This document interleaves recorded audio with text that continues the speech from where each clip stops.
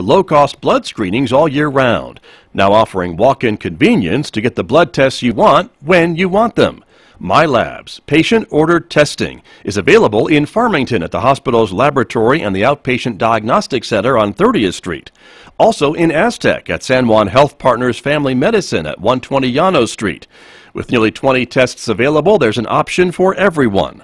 MyLabs, patient-ordered testing, a wellness service of San Juan Regional Medical Center.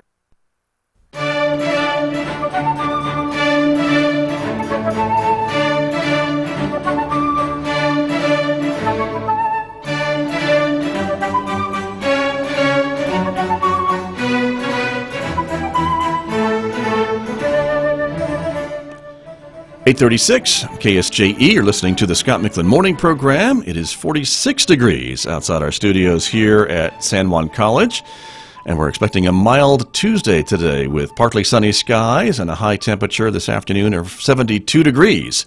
43 overnight tonight with a chance of maybe a shower developing, and then another partly sunny day on Wednesday with a high of 72 tomorrow, 69 and sunshine on Thursday, and then a bit cooler weather on Friday, Saturday, and Sunday with highs in the mid to upper 50s and overnight lows in the 30s. And there's maybe a chance of snow showers overnight Saturday with some more rain showers in the forecast for Sunday. That is a look at the forecast this morning on KSJE. I'm Scott Michlin. My guest on the radio this morning, Russell Flores, is here. He is the IT director for Bloomfield Schools. We'll be talking a little bit about technology and education and how that is really changing and I think helping the way students are learning today in schools across the state, across the country. And as a plug, we've got CyberCon happening here at San Juan College later on this week, tomorrow and Thursday.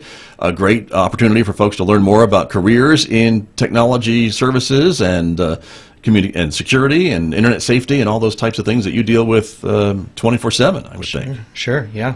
Absolutely. I mentioned there are a lot of people that would love to hack into your system. Sure, yeah. I don't know what they'd get, but there's a lot of data. A lot of data, right? Sure, yeah. It is valuable. So, yes. So that's something you have to be aware of all the time. You mentioned that these Chromebooks that you use are virus proof, pretty much, right? I mean, they're kind of designed. So far, yes. That's kind of how they're designed. I'm going to knock on wood for you. That's right. Thank you. Yeah. Right. Yeah. But that is a concern for anyone in IT, right? Is keeping your network safe, your software and hardware safe as students and teachers are using it? Yes. Yeah. And we're actually going to, me and my staff are going to a training this summer in June for just that. Okay. Just to kind of stay abreast of all the issues, make sure we're doing everything we need to do, crossing the T's and dotting the I's kind of thing, and benchmarking ourselves a little bit and making sure that our appliances and the things on our network are about as safe as they can be. Right. Yeah. Which is important because I don't think you have to look very far. City of Farmington, we're looking at you to see what happens when you have some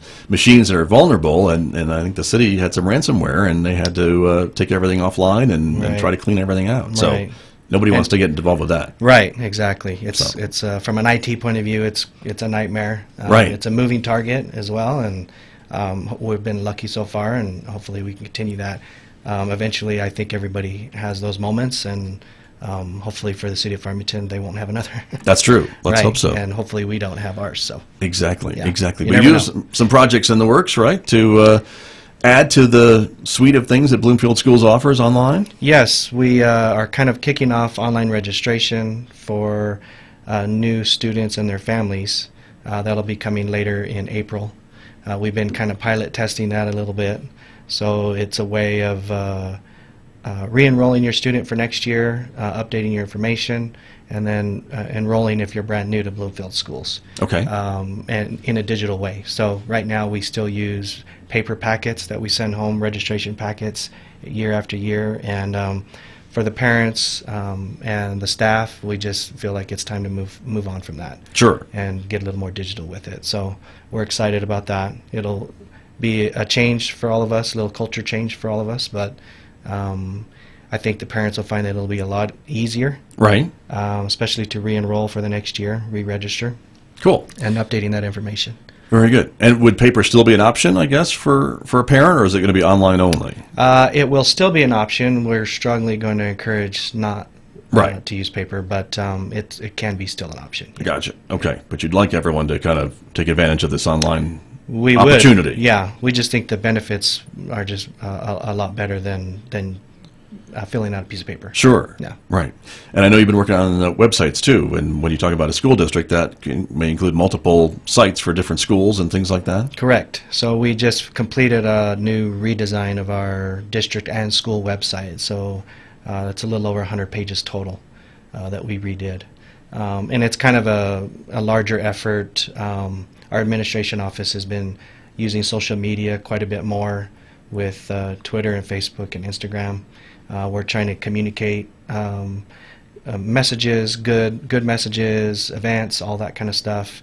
And the website design was just a piece of that. Sure. That was about an 8-month project that we just finished about a month ago.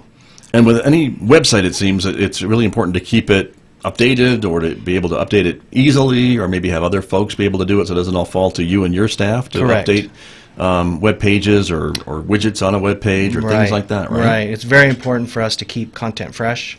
People won't go to your website if it's not fresh.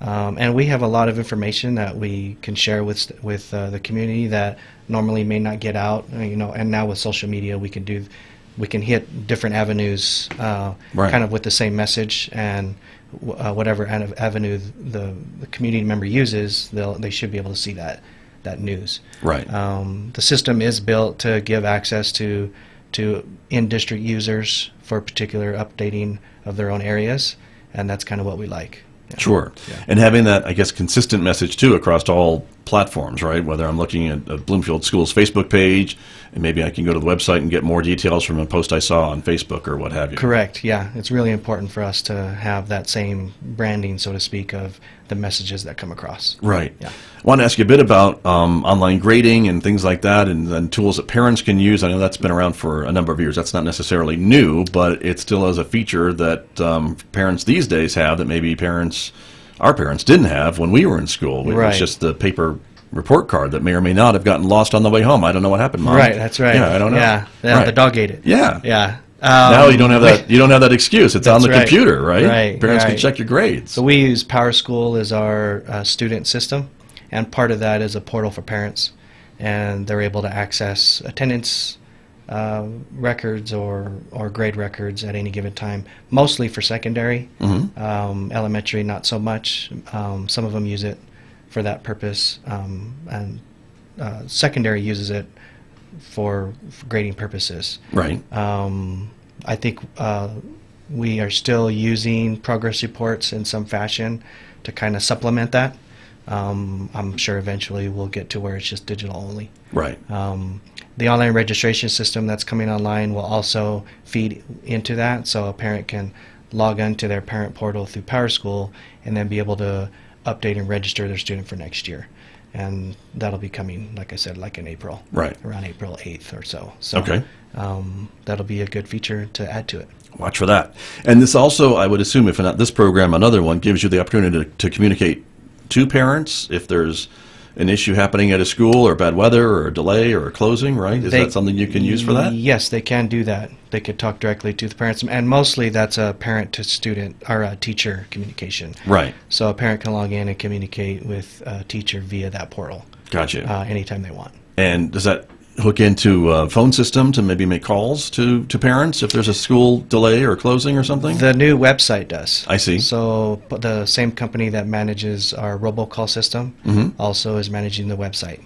Gotcha. Or we manage the website, but it's their product. Right. So now we can have multiple messages go out, whether it's an emergency or just an event, and hit different channels through the same system. Which is helpful. It's very helpful. So I would think if folks keep their phone numbers updated, do you find a problem with that? Do you send calls out that don't go anywhere? Yeah, we have that. I'm not sure what the percentage is of Right. numbers that don't exist anymore, or people haven't updated their information. We strongly encourage, and I know the schools try to do a good job of making sure things are getting updated, but sometimes that's a battle in itself. But if anybody's listening out there, please update your information. It's just helpful for us to be able to have current. You never know when you need a phone number. Sure. So it's just nice to have updated information. Very true. Yeah. Very true.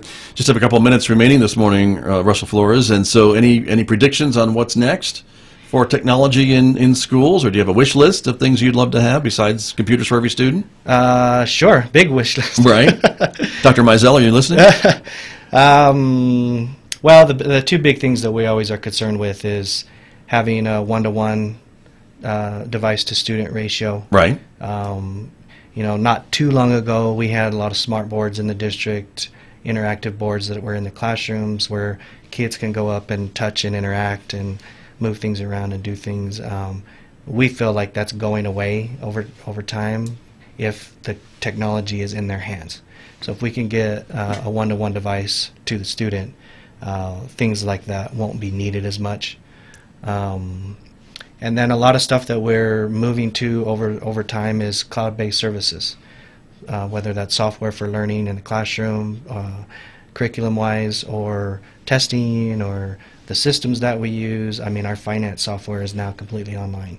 So everything's kind of moving in that direction, so it just makes it more important for us to have that infrastructure in place 24/7. Right, and that makes some people nervous when they talk about cloud-based anything, whether it's email or photo storage or financial reports, whatever Sure. whatever you're talking Yeah. about. But Right. I know there are pros and cons, I suppose, on both sides. Probably more pros because you're going for it, right? Yes, we feel there's more pros, and the experience for the end user, I think, is better.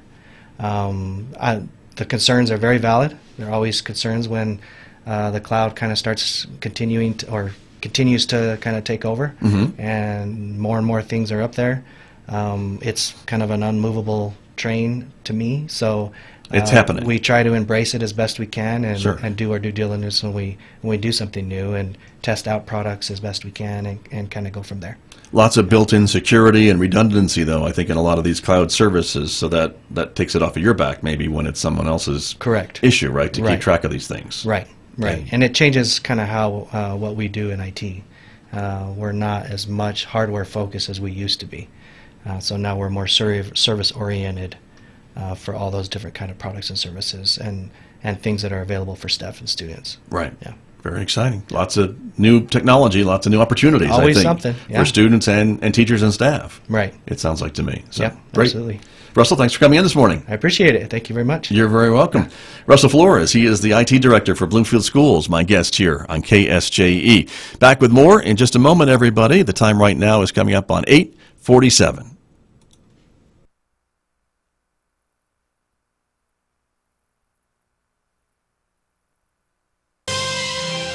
Historical study often helps reveal twists in the human journey. Consider one of history's turning points, America's obsession with China's